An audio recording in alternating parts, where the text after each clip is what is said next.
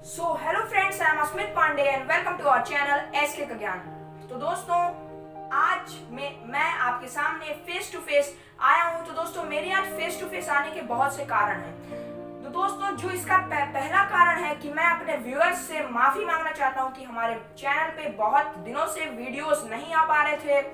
और दोस्तों, दूसरा जो इसका कारण है मेरे फेस टू फेस आने का, कि बहुत से लोगों की ये एडवाइस थी कि आप फेस टू फेस वीडियो बनाएं। तो दोस्तों, दूसरा तो कारण ये है। और दोस्तों, तीसरा जो कारण है मेरे फेस टू फेस आ जाने का, वो ये है कि दोस्तों, आज हम बहुत ही इंपॉर्टेंट टॉपिक पे बात करने वाले हैं। तो दोस्तों, मुझे ऐसा लगा कि इस टॉपिक के लिए मेरा जो फेस टू फेस वीडियो होगा वो इस पे शूट करेगा। हाँ तो दोस्तों, जो आज का हमारा टॉपिक है उसको जानना है। हाँ तो दोस्तों, बिना टाइम गवाए लेट्स स्टार्ट। हाँ तो दोस्तों, आज का जो हमारा टॉपिक है वो है reservation for SC ST OBC। दोस्तों, reservation for scheduled caste, scheduled tribes और OBC। हाँ तो दोस्तों, ये जो हमारा टॉपिक है इसको जानने से पहले हमको जानना होगा कि रिजर्वेशन क्या है। तो दोस्तों, रिजर्वेशन, जैसा कि हम सब ने ट्रेन में सफर तो किया ही होगा। तो दोस्तों, जो ट्रेन में हमने जो सफर किया, तो हम जानते हैं कि ट्रेन में स्लीपर, जनरल और AC की बोगियां होती हैं। और दोस्तों, आपको अगर स्लीपर और AC में जाना है तो आपको रिजर्वेशन करवाना होता है। तो दोस्तों, जैसा कि जो रिजर्वेशन ट्रेन में है, ऐसा ही रिजर्वेशन हमारे लाइफ में, हमारे एजुकेशन में, हमारे जॉब में, हमारे सोसाइटी में और यहाँ तक कि हमारे कॉन्स्टिट्यूशन ऑफ इंडिया, भारतीय संविधान में भी ये है। दोस्तों, आर्टिकल 15-16 में ये जो प्रावधान है, इसका जो इसका कानून है, इसका लॉ है कि दोस्तों, भारतीय गवर्नमेंट के पास ये पावर है कि वो जो है SC ST और OBC को रिजर्वेशन देती है या फिर दे सकती है। SC ST OBC को बहुत से फील्ड्स में, जैसे कि दोस्तों एजुकेशन के फील्ड में और दोस्तों जॉब के फील्ड में, और भी दोस्तों बहुत से फील्ड हैं। जैसा कि दोस्तों हमारे भारत में इलेक्शन होता है, उसमें भी रिजर्वेशन जो हमारे SC ST OBC हैं उनको मिलती है। हाँ तो दोस्तों, आज हम जानेंगे इनके एडवांटेज और डिसएडवांटेज दोनों के बारे में। एडवांटेज यानी फायदा, इसके क्या क्या फायदे हैं होने के, और इसके नुकसान के बारे में भी हम जानेंगे। तो दोस्तों, सबसे पहले इसके हम एडवांटेज के बारे में जानेंगे। इसके क्या क्या फायदा है, इसके क्या क्या फायदे हैं इसके होने के। तो दोस्तों, इसके बहुत से फायदे हैं। जैसे कि दोस्तों, हम आजादी के पूर्व या फिर दोस्तों आजादी के बाद में हमारे देश में बहुत ही ज्यादा छुआछूत, डिस्क्रिमिनेशन, मार्जिनलाइजेशन था। दोस्तों, आजादी के पहले या फिर हम कह सकते हैं आजादी के बाद में हमारे यहाँ डिस्क्रिमिनेशन बहुत था, मार्जिनलाइजेशन, जिसे हम आम भाषा में छुआछूत बोलते हैं, वो बहुत ज्यादा था पहले। लेकिन दोस्तों, ये जब रिजर्वेशन हुआ, फॉर एग्जांपल दोस्तों, आप मान लीजिए कि आपके जो डिस्ट्रिक्ट का जो DM है, जो आपके डिस्ट्रिक्ट का दोस्तों DM है, वो एक बैकवर्ड क्लास से है। तो दोस्तों, वो आपके, मान लीजिए वो आपके ऑफिस में आता है, आपके ऑफिस में या फिर आपके कार्य क्षेत्र में आता है, तो क्या आप उसको रेस्पेक्ट नहीं देंगे? जी नहीं दोस्तों, आप उसको रेस्पेक्ट देंगे। या फिर दोस्तों, मान लीजिए आप हॉस्पिटल में काम करते हैं और दोस्तों उस हॉस्पिटल का जो हेड है, वो उस हॉस्पिटल का दोस्तों जो हेड है वो बैकवर्ड क्लास से है। तो दोस्तों, आप उसको क्या रेस्पेक्ट नहीं देंगे? जी नहीं दोस्तों, उसको भी आप रेस्पेक्ट देंगे, क्योंकि वो आपसे ऊंचे पोस्ट पे है। भले ही उसकी क्लास क्या है, क्रीड क्या है, उस पर आप ध्यान नहीं देंगे, लेकिन दोस्तों आपका वो हेड है, इसलिए आप उसको रेस्पेक्ट देंगे।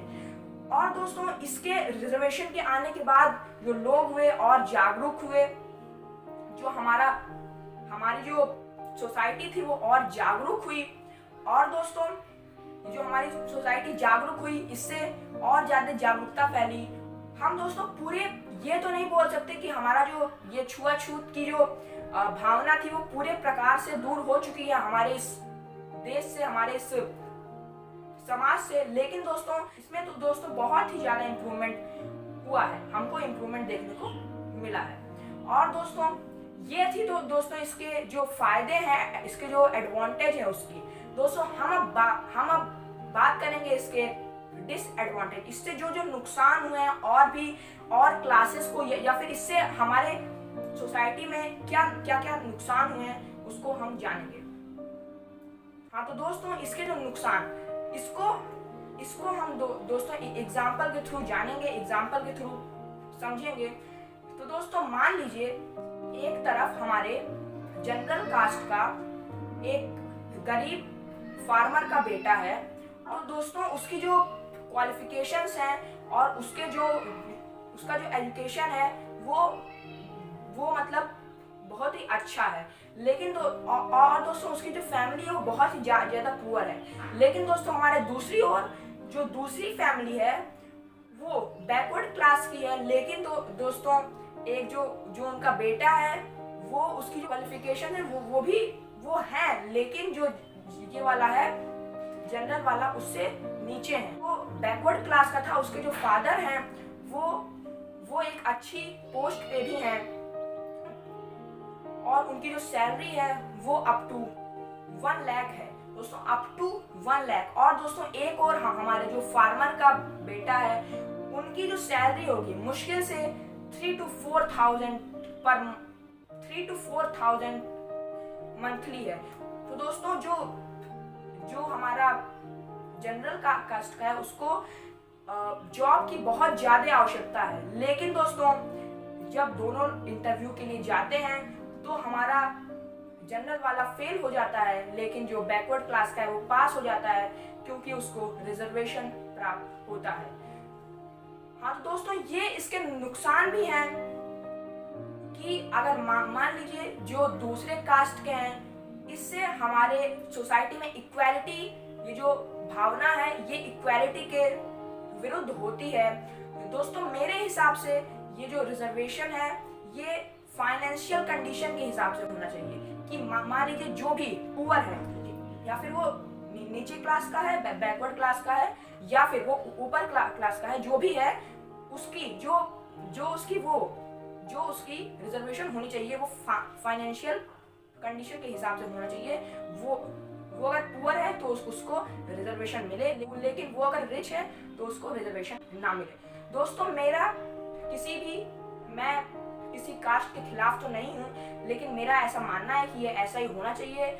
दोस्तों मेरी अगर कोई भी बात आपको बुरी लगी होगी तो उसके लिए माफ़ी चाहता हूँ मैं आपसे, लेकिन दोस्तों जो रियल था वो रियल था, जो फैक्ट था वो फैक्ट था, मैंने आपसे बोल दिया। दोस्तों मेरे व्यूज़ थे उससे आप अगर एग्री होते होंगे तो कमेंट सेक्शन में ज़रूर बताइएगा, और अगर डिसएग्री भी होते होंगे तो ये भी आप कमेंट सेक्शन में बताइएगा। और दोस्तों कोई भी एडवाइस होगी ये भी आप कमेंट सेक्शन में ज़रूर बोलिएगा, बताइएगा। और दोस्तों वीडियो अगर अच्छी लगी होगी तो लाइक कीजिएगा, शेयर कीजिएगा, और हो सके तो चैनल को सब्सक्राइब कर दीजिएगा, और नीचे दिए गए बेल आइकन को प्रेस कर दीजिएगा, जिससे कि मेरे वीडियोस के सारे नोटिफिकेशंस आपको मिल जाए। तो दोस्तों बस आज के लिए इतना ही। जय हिंद, जय भारत।